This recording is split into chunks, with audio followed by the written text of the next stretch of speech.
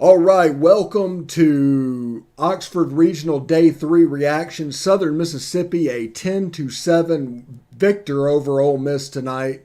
We're going to get into all of that in just a second, but first I do want to tell you about the Vault Society. That is the big push from the Ole Miss Athletics Foundation. It's a 5-year commitment, $5,000 a year minimum, and there's a benefit chart on the site. The important thing is, though, all gifts to the Ole Miss Athletic Foundation between now and June 30th will receive triple points.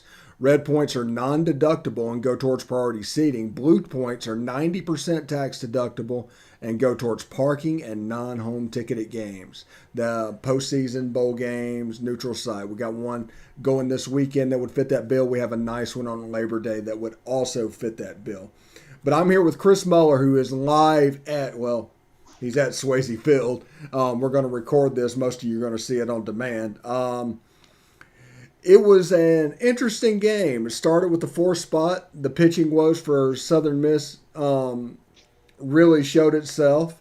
But then in the bottom of the inning, it was just a rough time for a pitcher like Drew McDaniel to have such a rough outing. There's no doubt. Swayze got really excited really quick with 4 runs in the first. It was really cool. But then USM answered really loudly in the bottom half of the inning with 7 runs of their own. And that kind of put a damper on things. We really didn't get anything going much after that. Peyton Chatagnier had a big home run. But other than that, they blanked us after the 4th inning, so we really didn't get much going.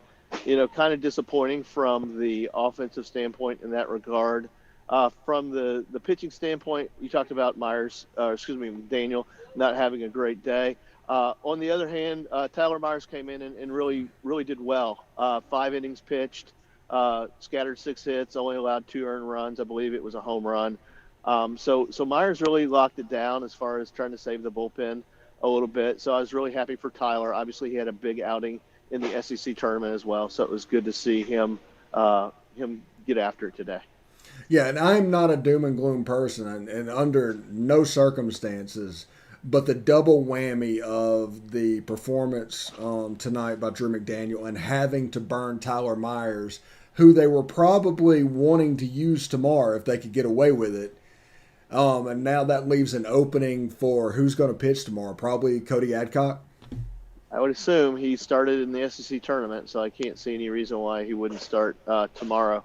One quick note about tomorrow, and I will mention it again at the end of the podcast, but game time for tomorrow has been moved up to 12:06.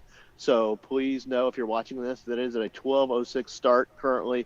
Weather in Oxford for tomorrow is very questionable, so continue to check the Ole Miss Twitter account to find out when game time is and if it gets moved or if it stays the same. Pitchers for both teams are going to be TBA. So you might want to check the lineups as they get put out by Southern as well as Ole Miss. Neither coach tipped their hat on what they were going to do. They said they'd, bat it around tonight and tomorrow morning and see what they were going to do.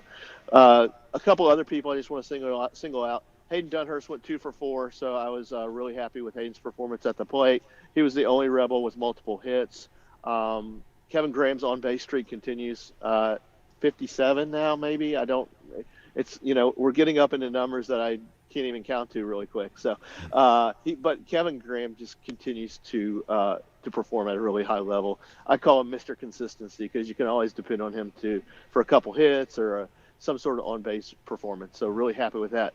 A couple guys that I'd like to see step up tomorrow. And I don't like to single players out from a negative standpoint, but just step up, right? Mm-hmm. I think we need a little bit more production from TJ McCants.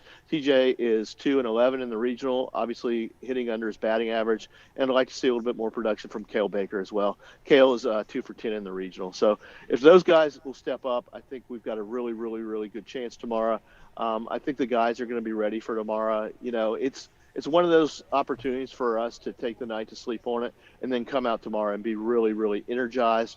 This is not Black Monday where we have to come back in 3 hours and play again. This is an opportunity for us to, let our heads down, go to sleep, wake up tomorrow morning, and realize the great opportunity that we have to play the winner of Arizona and Santa Barbara. Is that correct, Steve? Yeah, UC Santa Barbara. Arizona's up 4-1, I believe. Let me check that score real quick.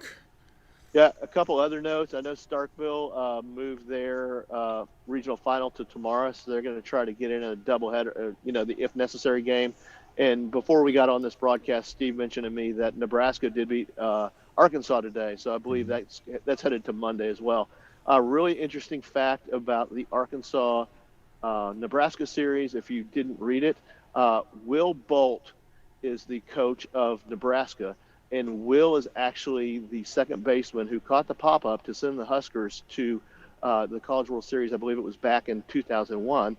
And those of you that have been around for a while will remember that Dave Van Horn was the coach of those Nebraska Cornhuskers at the time. So, kind of interesting fact how college baseball is a really small world, and people get together like this all the time. So it's kind of cool factoid. Yeah, I can one up you a little bit there. He was actually Dave Van Horn's first recruit to Nebraska. I did not know that, but that is that.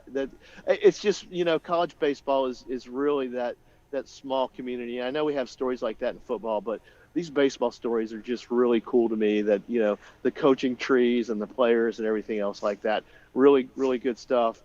Much like the Bianco story of coaching under Skip Bertman and the influence that Skip has had on Mike throughout time in his relationship with people like Ben McDonald and Todd Walker. Just really interesting stuff, and I love to. I actually enjoy watching those LSU stories where they have Bianco in there and they have Todd Walker and they have Ben McDonald talking about Skip's influence on them.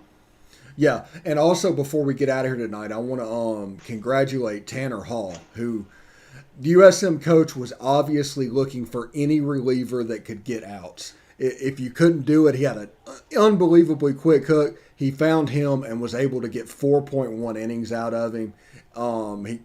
He basically locked down, killed any rally, stopped all the chipping away that Ole Miss was doing. It was actually quite a good performance from Tanner Hall.